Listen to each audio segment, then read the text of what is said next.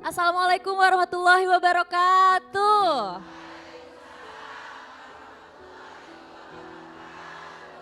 Alhamdulillah senang sekali saya Zizi Syahab hadir menemani Anda dalam kajian hati. Bunda, sehat semuanya? Alhamdulillah, bahagia semuanya? Masya Allah, Alhamdulillah juga di sini sudah ada Ustadz Hilman. Assalamualaikum Ustadz. Waalaikumsalam warahmatullahi wabarakatuh. Hari ini temanya adalah ketika hati dalam persimpangan jalan terbaik tolong tunjukkan. Masya Allah, untuk kita-kita yang galau langsung aja kita dengerin kajian dari Ustadz, silakan Ustadz. Bismillahirrahmanirrahim. Assalamualaikum warahmatullahi wabarakatuh.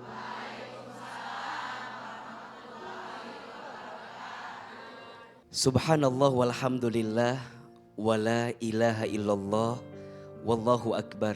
Allahumma sholli ala sayyidina Muhammadin sallallahu alaihi wasallam wa ala alihi wa sahbihi ajma'in amma ba'du. Bunda, setiap di antara kita mungkin pernah ada kebimbangan dalam hati ketika memutuskan satu perkara. Pernah apa pernah? Ketika hati di tengah persimpangan, bagaimana Islam mengajarkan sikap terbaik kepada kita? Jawabannya adalah istikharah. Apa? Istikharah itu artinya meminta petunjuk kepada Allah. Istikharah itu artinya meminta jalan terbaik kepada Allah. Kenapa AA? Karena kita harus meyakini yang bisa ngasih petunjuk kepada kita hanya siapa? Allah. Allah Al-Hadi. Allah yang maha memberi petunjuk. Allah Al-Wasi'. Allah yang maha melapangkan. Allah yang maha meluaskan. Kadang mohon maaf, kalau kita hanya mengedepankan pertimbangan kita saja, biasanya sering kecewa dengan pertimbangan kita. Betul? Kalau mengedepankan maunya kita, lelah, capek, kecewa. Betul? Karena pada akhirnya yang bisa memberikan jalan kepadamu dalam setiap persimpangan yang kau miliki hanyalah Allah Subhanahu wa taala. Istikharah jawabannya. Bagaimana cara istikharah yang baik? Setidaknya ada 5 tahapan yang harus Bunda pahami ketika Bunda istikharah. 1, bersuci. Mulailah istikharah dengan hati yang suci, dengan tubuh yang suci. Hati niatnya harus lurus dan tulus kepada Allah. Betul? Tubuh kita sucikan dengan apa? Berwudu. Maka saat Bunda memilih sesuatu, mulailah dengan bersuci, setidaknya berwudu. Yang kedua, ambil sajadah, bentangkan sajadah, sholat 2 rakaat. Khusus ada yang menyebutkan sholat istikharah, ada yang menyebutkan sholat sunnah yang lain. Niat meminta petunjuk kepada Allah. Yang ketiga, berzikir, berdoa. Mulai dengan tasbih, tahmid, tahlil, takbir. Subhanallah walhamdulillah wala ilaha illallah wallahu akbar. Setelah itu buka Al-Quran. Bahkan ada orang tua kita yang bilang, kalau engkau sedang istikharah, engkau buka Quran, ketemu ayatnya apa, kamu dalamin, tadaburi, boleh jadi itu jawabannya. Dan yang kelima, sudah kita lakukan semuanya, kita serahkan kepada Allah. Jadi ingat, jawaban istikharah itu bukan hanya dari mimpi. Jawaban istikharah itu ketika engkau dimudahkan apa yang engkau inginkan dan engkau mintakan kepada Allah. Serahkan kepada Allah. Itulah pentingnya istikharah. Karena mohon maaf, dalam Quran surat Al-Baqarah ayat 216. A'udzubillahi minasyaitonirrajim. Wa asa an takrahu syai'an wa huwa khairul lakum. Wa asa an tuhibbu syai'an wa huwa syarrul lakum. Wallahu ya'lamu wa antum la ta'lamun. Dan boleh jadi kamu membenci sesuatu, padahal itu baik bagimu. Dan boleh jadi kamu menyukai sesuatu padahal itu buruk bagimu. Ketahuilah Allah Maha tahu sedangkan kamu tidak tahu.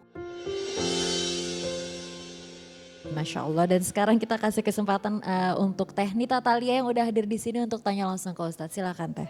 Assalamualaikum warahmatullahi wabarakatuh. Waalaikumsalam warahmatullahi wabarakatuh. Sebelum ke pertanyaan, izinkan saya memperkenalkan diri dulu Ustadz. Saya Nita Talia dan saya adalah pendosa yang besar Ustadz. Saya pernah melakukan, karena di dunia entertain ya Ustadz, melakukan dosa besar yang sangat besar, mempercantik diri dengan operasi plastik, itu yang pertama. Yang kedua, selama 20 tahun saya menjadi istri kedua, tetapi saya menikah secara resmi dan hubungan saya dengan istri pertama dan anak-anak alhamdulillah sangat baik. Di tanggal 7 Januari 2021 Pengadilan Agama Jakarta Utara mengabulkan permohonan perceraian saya. Dan di tanggal 15 Januari 2021 pula, hanya beda 7 hari, almarhum mantan suami meninggal dunia.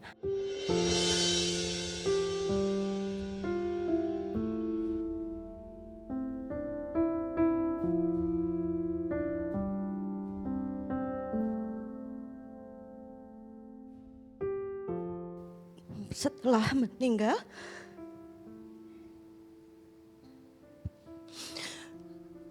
saya memutuskan untuk vakum dari dunia entertain.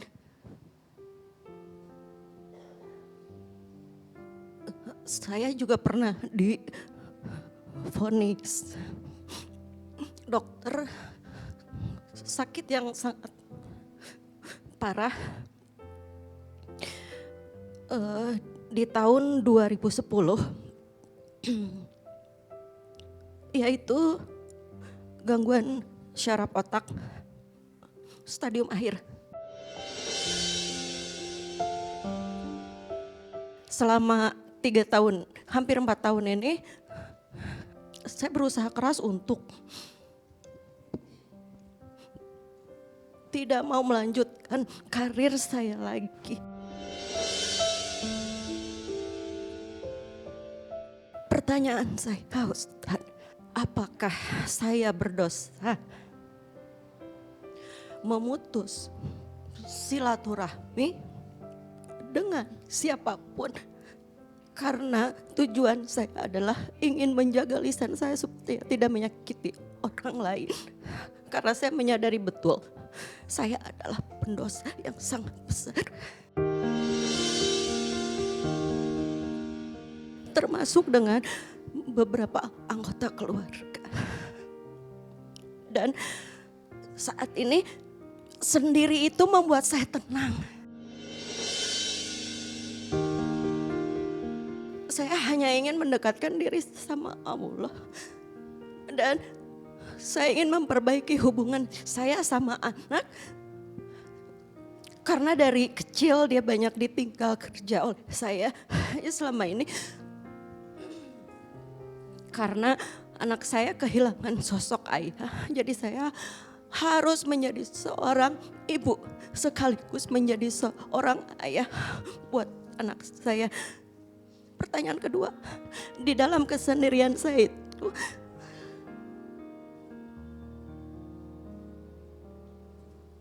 saya berusaha untuk bertobat. Apakah tobat saya diterima? Ustaz, itu aja. Assalamualaikum.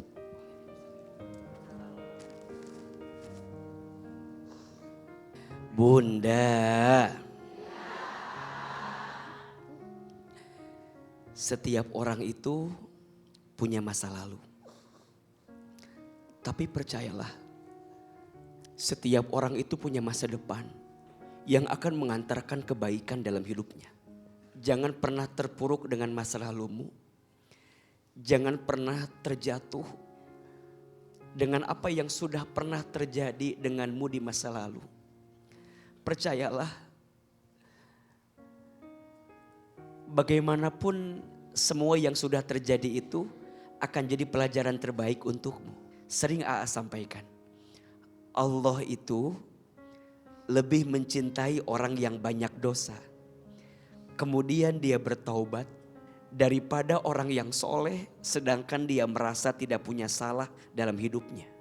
Dan kadang untuk bisa menjadi pribadi yang lebih baik, kadang kita harus meninggalkan situasi dan lingkungan yang tidak baik, betul? Maka beliau bertanya, "Aa, boleh enggak aku meninggalkan, mohon maaf, lingkunganku yang mungkin membawaku tidak baik? Boleh atau tidak?" Boleh. Berdosa tidak? Tidak. Menjaga jarak dari lingkungan yang tidak baik bukan memutuskan silaturahmi, tapi menjaga hati agar kebaikan kita semakin mendatangkan kebahagiaan untuk kita.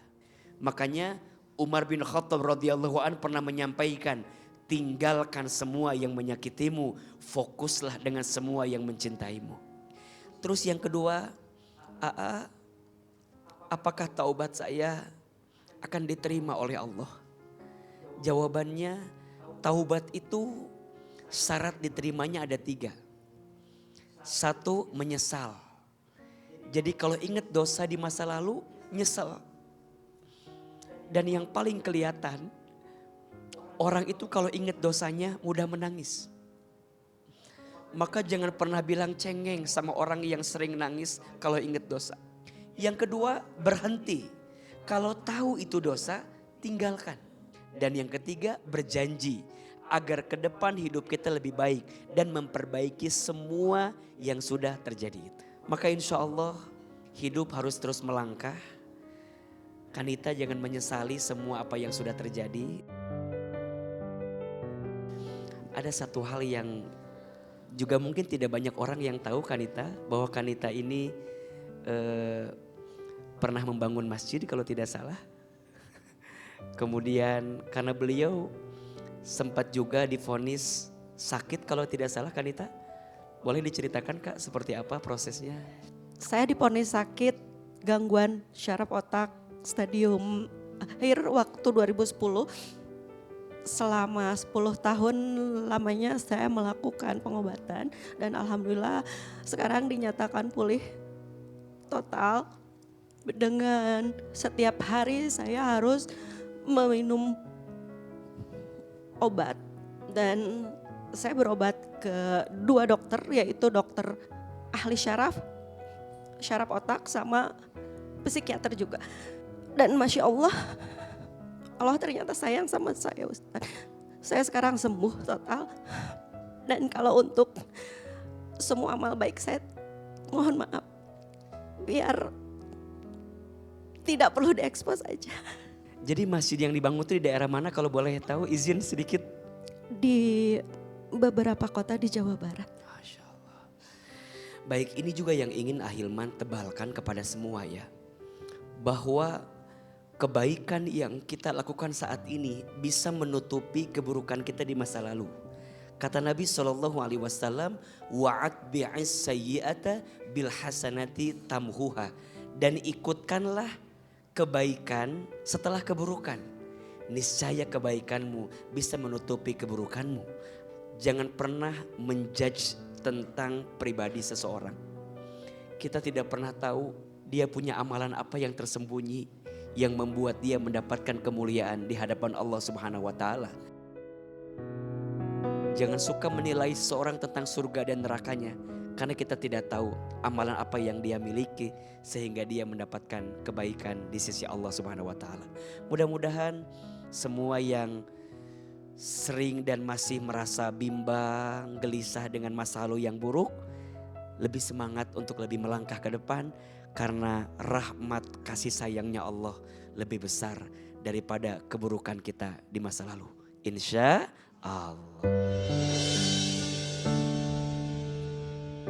Saya mengunfollow teman-teman non muhrim. Mungkin mereka bertanya-tanya, mungkin ada yang menganggap saya sombong mungkin ya. Ya saya juga tidak tahu kenapa keinginan itu datang dengan sendirinya aja gitu. Bahwa saya nyamannya tuh kayak gini.